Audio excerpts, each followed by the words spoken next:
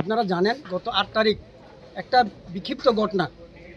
এখানে আমরা শুনেছি বিজেপি একটা পার্টি অফিস তৈরি করবে এবং ওইটার ব্যাপারে কিছু এলাকার মানুষ অপোজ করছিল এবং সেখানে তীব্রমতা চাইছিল যাতে শান্তিপূর্ণ এরিয়াটা থাকুক।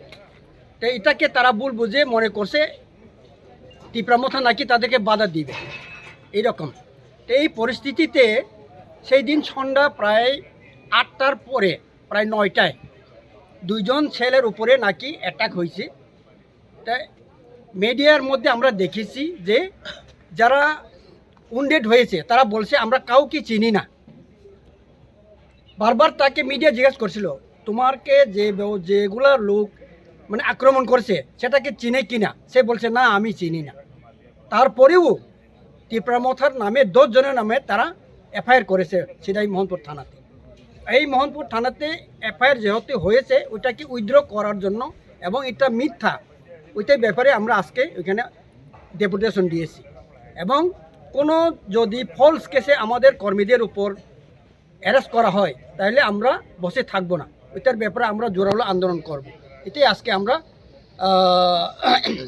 এসডিপির কাছে আমরা মেমোরেন্ডাম দিয়েছিলাম আর কি।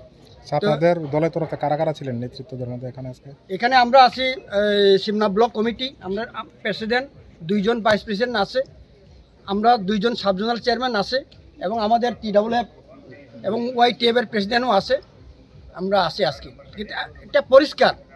আমরা ভিতর থেকে আরও জানলাম এখানে নাকি প্রায় 10 লক্ষর মতো কাজ হবে বিজেপির অফিস।